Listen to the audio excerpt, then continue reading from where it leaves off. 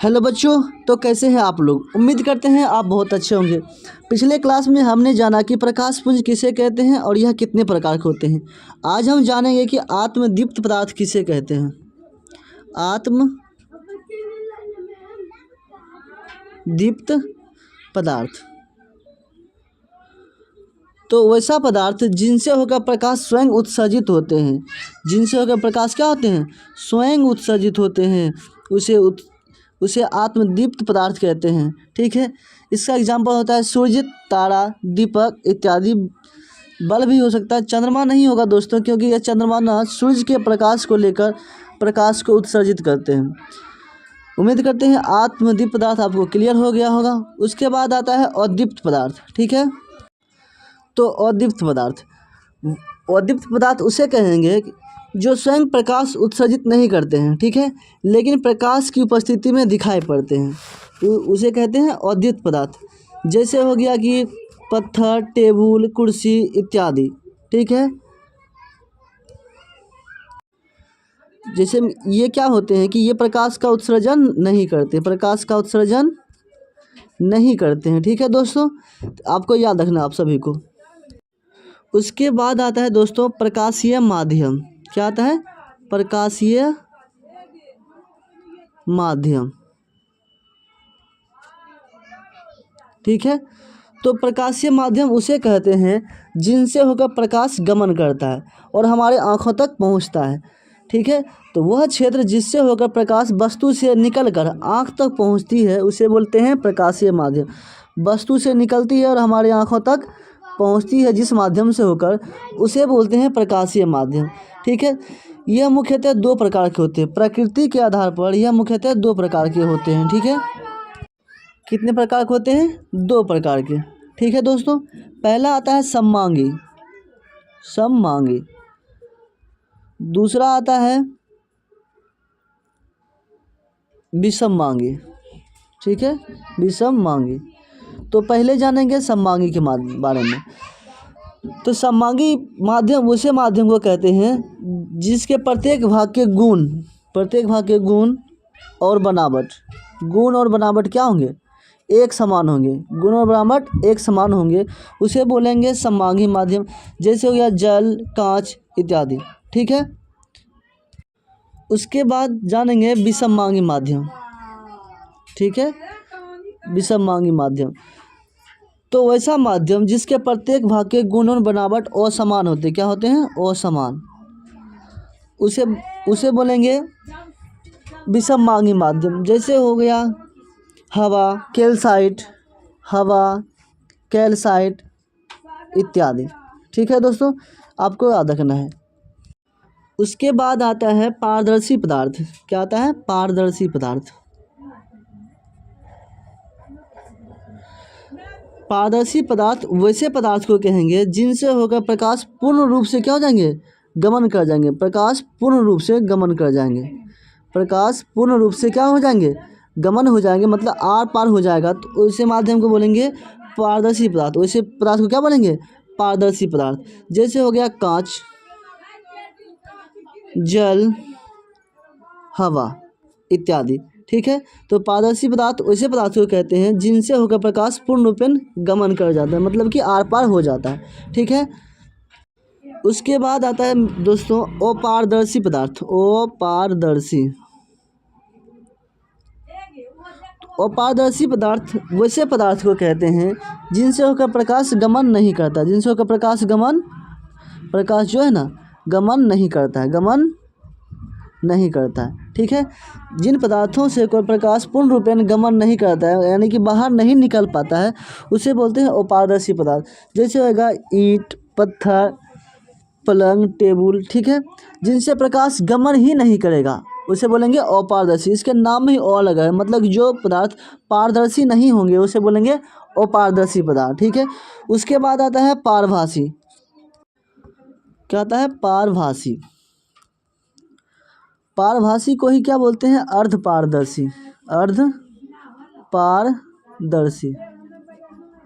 ठीक है, तो अर्धपारदर्शी या पारभासी या अर्धपारदर्शी वैसे पदार्थ को कहते हैं जिनसे होकर प्रकाश का कुछ अंश बाहर निकल पाता है, मतलब कि थोड़ा थोड़ा मात्रा में प्रकाश निकलेगा, इधर से उधर हो जाएगा, उसे बोलेंगे पारभासी या फिर अर्धपारदर्शी। जैसे हो जाता है इसका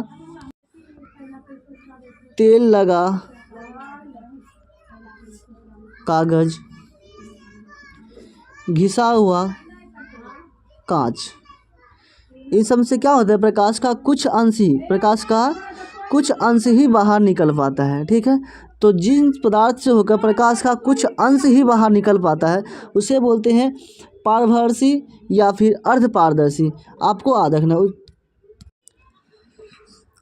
उसके बाद पढ़ेंगे दोस्तों छाया। अब पढ़ेंगे छाया, बोले तो शैडो।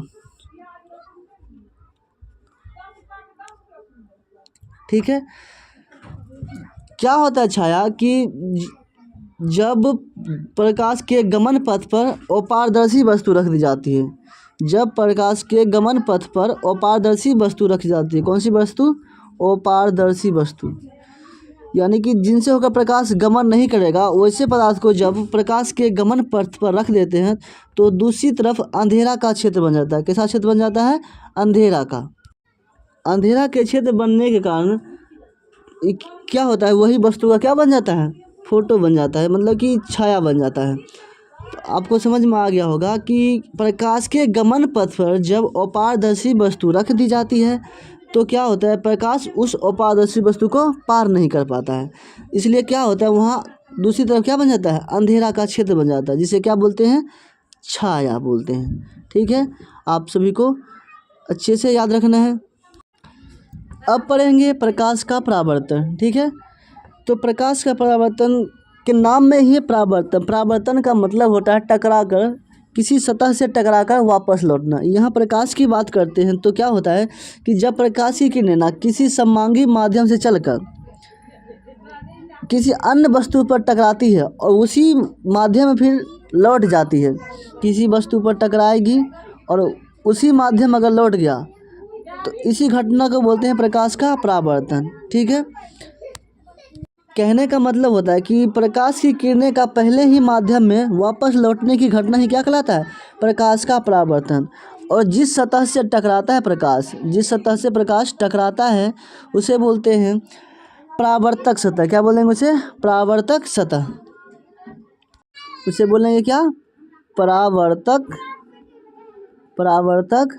सतह। ठीक है, परावर्तक सतह का सबसे बेस्ट एग्जाम्पल है चांदी। क्या है? चांदी। चांदी क्या है? परावर्तक सतह का सबसे बेस्ट एग्जाम्पल है। ठीक है, वैसे तो सामान्यतः परावर्तक सतह के रूप में समतल दर्पण का उपयोग किया जाता है। किसका उपयोग करते हैं? समतल दर्पण का। अब समतल दर्पण क्या होता है कि इसका ना परावर्तक सतह एकदम प्लेन होगा। क्या होगा? प्लेन। और दूसरी तरफ क्या होगा? दूसरी तरफ कलई किया गया होगा। क्या किया गया होगा? कलई, मतलब कि पेंट किया गया होता है और एक तरफ चमकीला होता है और दूसरी तरफ कलई किया गया होता है। ठीक है, अब देखेंगे कि परावर्तक सतह के प्रकृति के आधार पर परावर्तन दो प्रकार के होते हैं। प्रकृति के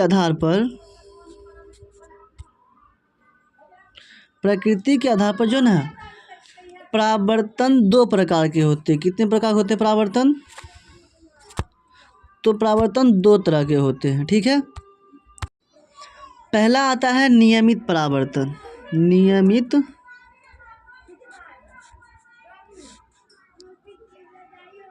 परावर्तन। ठीक है, इंग्लिश में बोलते हैं रेगुलर रिफ्लेक्शन। क्या बोलते हैं? Regular reflection. तो नियमित परावर्तन में क्या होता है कि जब प्रकाश की किरणें ना किसी चिकनी और चमकीली सतह पर पड़ती है, किसी चिकनी और क्या होना ये सतह? चमकीली हो। क्या हो? चमकीली। जब प्रकाश की किरणें किसी चिकनी और चमकीली सतह पर पड़ती है तो वह नियमित रूप से परावर्तित हो जाती है। किस रूप से हो जाती है? नियमित रूप से। कहने का मतलब ऐसा या प्रकाश तो एकदम से कोण बनाते हुए, निश्चित कोण बनाते हुए लौट जाएगी, लेकिन लौटेगी कहाँ? अपने ही माध्यम में, जिस माध्यम से आएगी उसी माध्यम में। ठीक है। तो सीधी सी बात है कि जब प्रकाश की किरणें चिकनी और चमकीली सतह पर पड़ती है तो वह क्या होती है, नियमित रूप से परावर्तित हो जाती है। तो ऐसे परावर्तन को ही क्या बोलते हैं, नियमित परावर्तन। क्या बोलते हैं, नियमित परावर्तन। ठीक है।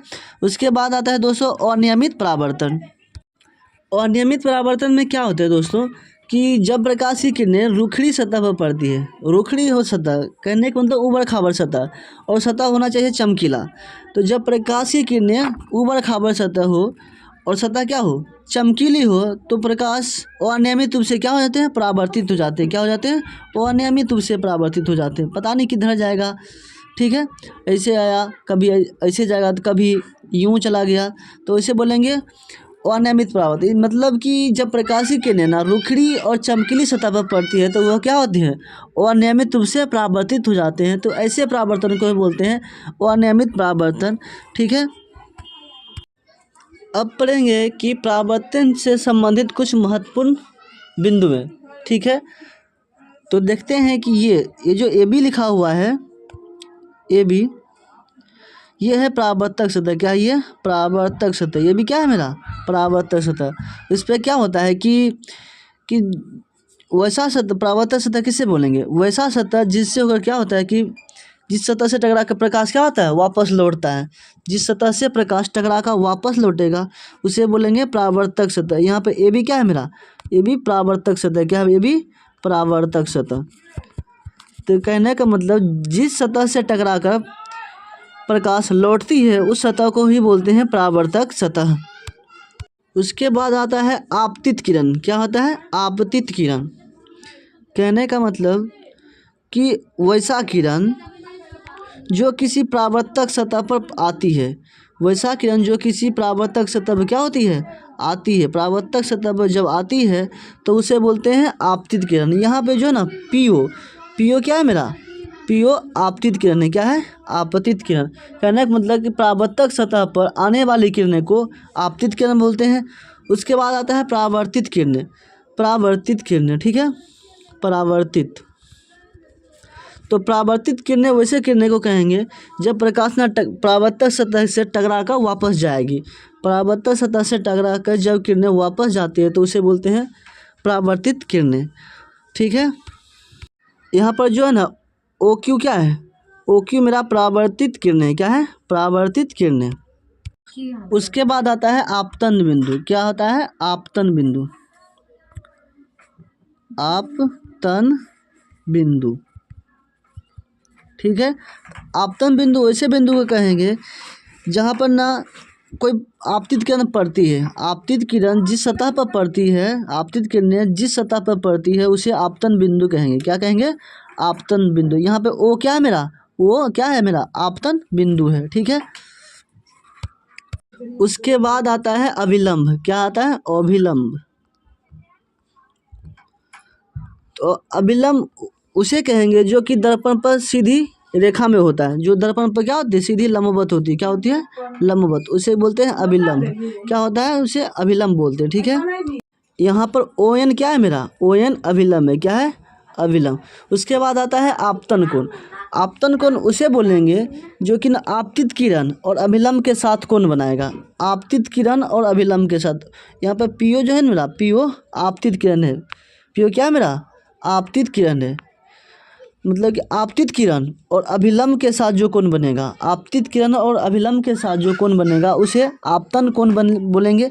आपतन कोण को आई से सूचित किया जाता है। किससे सूचित करते हैं, आई से, स्मॉल आई से। तो यहाँ पर पी ओ एन मेरा क्या है, आपतन कोण है। कहने मतलब कोण पी ओ एन क्या है मेरा, आपतन कोण है। इसे स्मॉल आई से सूचित किया जाता है। ठीक है। उसके बाद आता है दोस्तों परावर्तन कोण। क्या आता है, परावर्तन कोण। परावर्तन कोण। तो परावर्तन कोण वैसे कोण को कहते हैं जो आपतित किरण और अभिलंब के साथ कोण बनाते हैं। आपतित किरण मेरा यहाँ पे क्या हो जाएगा, ओ क्यू और ओ एन के साथ जो कोण बनाएगा, ये वाला कोण। ओ क्यू और ओ एन के साथ बोले तो ये वाला कोण जो बनाएगा उसे बोलेंगे आपतन कोण। तो यहाँ पे मेरा एन ओ क्यू क्या है मेरा, आपतन कोण है। इसे आर से सूचित करते हैं। किससे सूचित करते हैं, आर से, स्मॉल आर से। ठीक है। एन ओ क्यू यहाँ पे मेरा आपतन कोण है। आप सभी को इतना बात समझ में आ गया होगा। तो कल हम पढ़ेंगे प्रकाश के परावर्तन का नियम। यहाँ पर क्लास को समाप्त करते हैं। जय हिंद।